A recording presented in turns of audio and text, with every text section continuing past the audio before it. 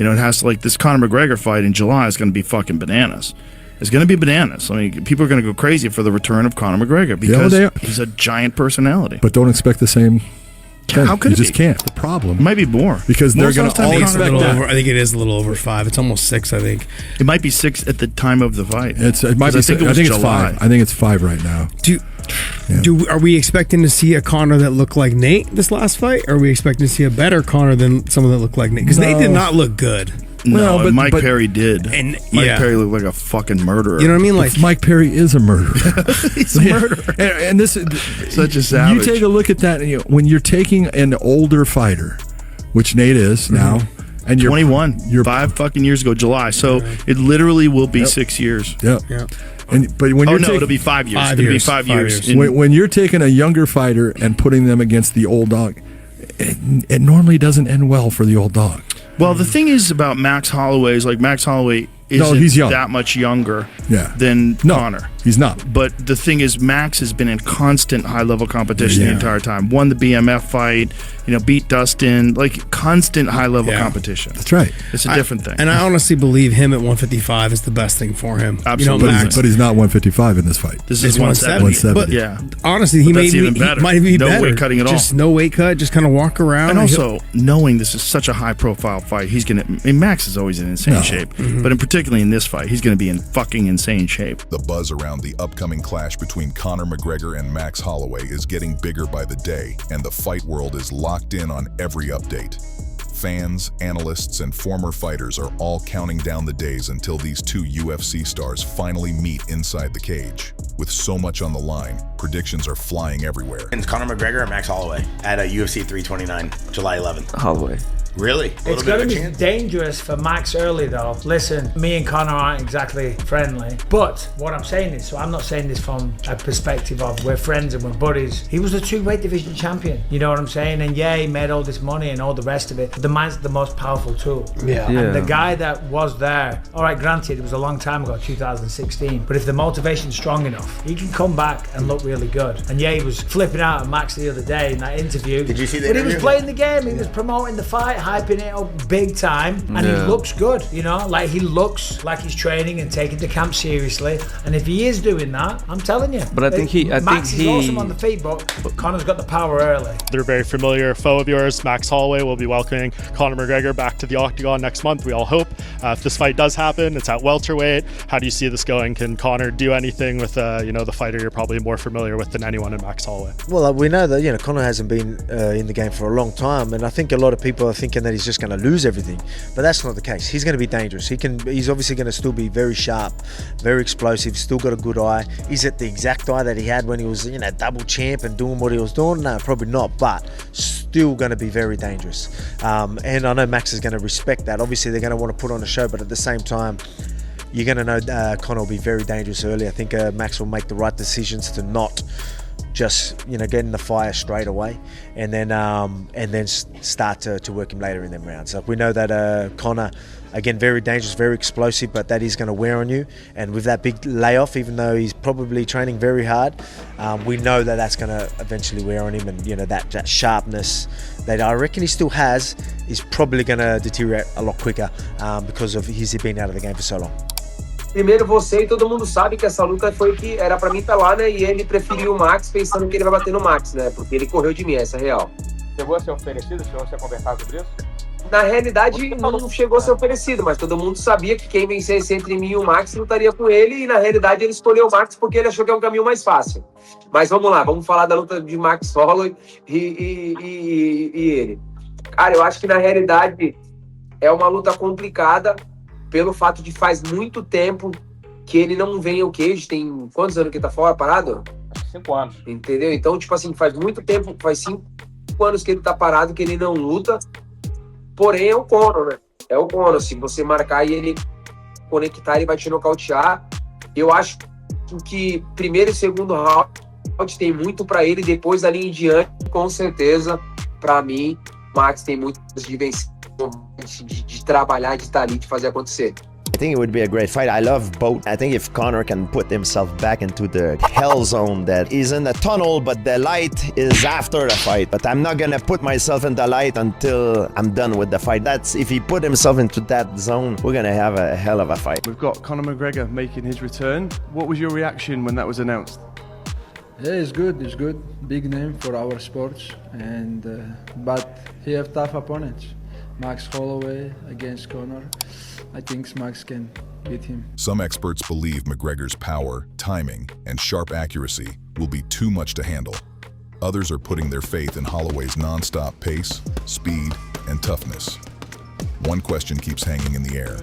When the cage door closes, whose prediction will actually be right? For most fighters, staying motivated after years of hard battles can be a serious challenge. They spend a huge part of their careers searching for reasons to keep stepping back into competition. McGregor sees things differently. While many athletes view facing another elite opponent as one of the most stressful experiences imaginable, he has always claimed that the fight environment is where he feels most comfortable. It's where he feels at home, where the pressure seems to disappear, and where he believes he performs at his best. That mindset helps explain why he is making another return despite the setbacks he has faced over the years. He has dealt with injuries, spent time away from competition, and already achieved accomplishments that many fighters can only dream about. Yet he still feels pulled back toward the spotlight. For McGregor, the arena is not some obstacle standing in his way. It's part of who he is and how he operates. McGregor also believes there are specific reasons why this comeback is different from what many people expect. Fighters at this stage of their careers often deal with the effects of years of training camps, intense preparation, and demanding matchups. According to the former two-division champion, his situation is unique. You know, at 27 years of age, I had the game conquered. I had the game wrapped up in a blink. I feel I am coming into my prime now. I am only entering my prime. Max is a durable fighter with great skill. Not on my level, however. Mental-wise, physical-wise, Max has been a busy body in the game. In fact, he's the most time spent inside the Octagon, 8.5 hours, which is a staggering amount of time. For me, I kind of look at that saying, it means you can't finish people, you know? So if you're asking me what I have above him, speed, power, IQ, fitness, health, freshness. Conor, that's damn near everything. You know, Max didn't lay a glove on me the last fight. I don't see vast improvements. In fact, the improvements he made was after the fight he had with me, where he adopted some of my moves. I sunned Max when I fought him last, and I plan on doing the same again in more devastating fashion. Is Justin in your path? Max has flatlined Justin. He knocked him out, face down, out cold. Justin's okay. When he's on, Justin's okay. When he's bad, he's atrocious. He's woeful. He slaps his punches a lot. I want the smoke. I want all the smoke, for sure. There you go. Bring it all on. I don't rate them. To tell you the truth, I don't rate them. Not on my level. It's going to be an absolute demolition. I know I will just have to touch him. And after that, it will be clinical. To win alone is not just enough. It must be spectacular, and that it will be. I look at my rest period that I've had, whereas I look at other competitors in the space, including my opponent.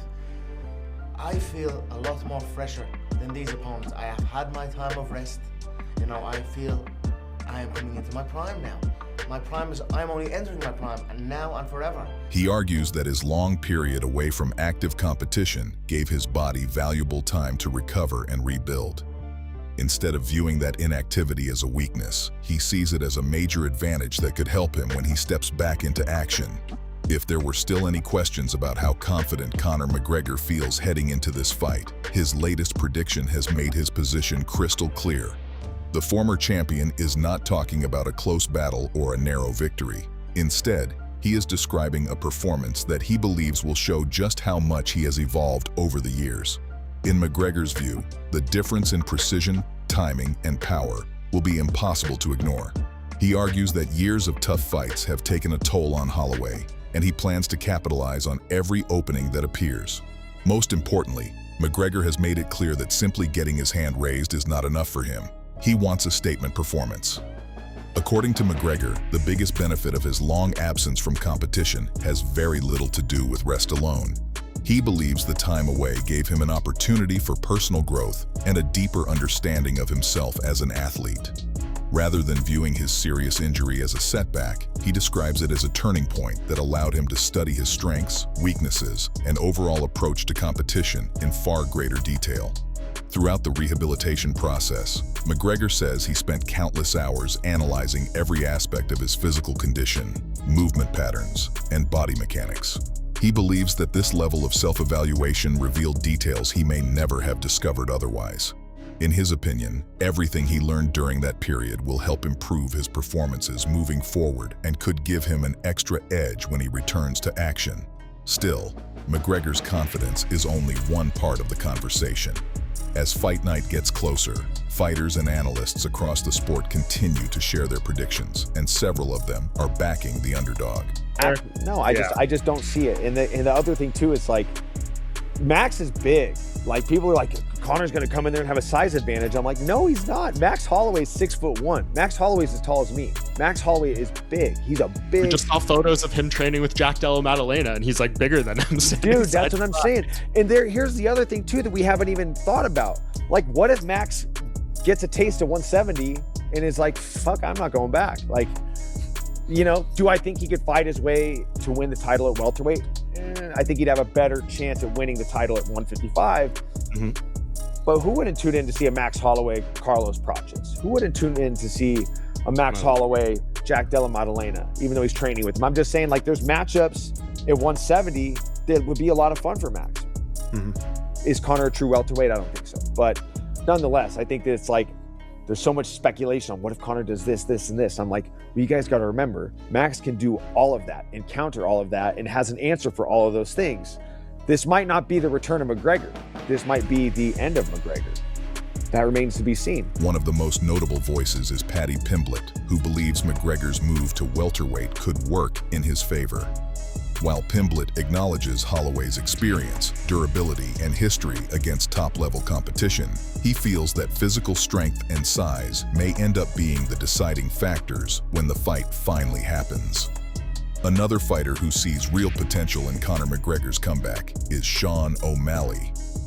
According to O'Malley, one of the biggest differences he has noticed is McGregor's mindset. He believes McGregor appears far more focused, composed, and mentally locked in than he has been in recent years.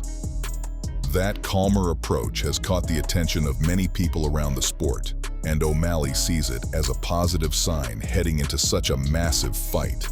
O'Malley understands the pressure surrounding this matchup. After all, McGregor has not picked up a victory in quite some time, and expectations are higher than ever. Still, he believes that one big win over Max Holloway could completely change the conversation overnight.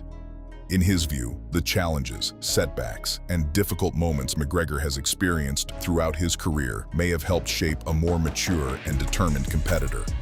Those lessons, he feels, could become a major factor once the fight begins. Not everyone is convinced, though. While some see McGregor's confidence and new mindset as signs of a successful comeback, others remain far more cautious about his chances. Among the skeptics is Tim Welch, who believes there are several reasons to favor Holloway in this matchup. One of his biggest concerns revolves around the demands of a 5-round fight and whether McGregor can quickly return to peak condition after spending so much time away from active competition. Welch also points to Holloway's incredible toughness and ability to absorb punishment as a major factor. Moving up in weight may make Holloway even more difficult to wear down, creating another obstacle for McGregor to overcome. But Welch's concerns go beyond physical attributes alone. In fact, he believes the circumstances surrounding the fight could be just as challenging as the opponent standing across the cage. From his perspective, returning after a lengthy absence and immediately facing one of MMA's most experienced and battle-tested veterans is a huge gamble. Holloway has continued competing against elite-level opponents and has built a reputation as one of the sport's strongest 5-round fighters. Because of that, Welch questions whether McGregor is being pushed into an extremely difficult situation too soon. He even suggests there may have been less demanding comeback options available, making this matchup one of the toughest tests McGregor could have chosen for his return. Meanwhile, Michael Chiesa believes the spotlight on Conor McGregor's return has become so intense that many people are overlooking the fighter standing across from him. In Chiesa's opinion, Max Holloway is being underestimated despite everything he has accomplished throughout his career. He argues that Holloway is already one of the biggest names in the sport and is not the type of athlete who will be rattled by the attention surrounding McGregor's comeback. The pressure, the headlines, and the massive crowd are all things Holloway has dealt with before. Chiesa also disagrees with the idea that McGregor could simply switch to a wrestling-heavy approach if the striking battle does not go his way. According to him, Holloway's takedown defense and ability to quickly get back to his feet make that game plan extremely difficult to execute. Because of that, Chiesa expects the fight to be decided mainly through striking exchanges rather than long periods of grappling control. Another point Chiesa challenges is the belief that McGregor will have a huge size advantage at welterweight. He notes that Holloway has always been a naturally big athlete with a frame capable of carrying extra weight comfortably. As a result, Chiesa believes the physical difference between them is being exaggerated by many fans. He even suggests that competing at 170 pounds could work in Holloway's favor as well, allowing him to perform at full strength without dealing with the strain of a difficult weight cut. More importantly, Chiesa believes far too much attention is being placed on what McGregor could bring into the cage, while not enough people are talking about Holloway's ability to adjust, adapt, and respond under pressure. In his view, this fight is not just about the return of one of MMA's biggest stars. It is also about whether Holloway can step in and completely disrupt the comeback story before it ever gains momentum. That possibility alone makes this matchup even more fascinating and unpredictable. Now the question goes to you. Who do you think comes out on top in this huge showdown? Conor McGregor or Max Holloway? Drop your prediction in the comments below and tell us how you see the fight playing out. If you enjoyed this video, make sure to like, subscribe, and share it with other MMA fans. And don't forget to leave a comment to join the discussion and stay tuned for more MMA news, fight breakdowns, and coverage.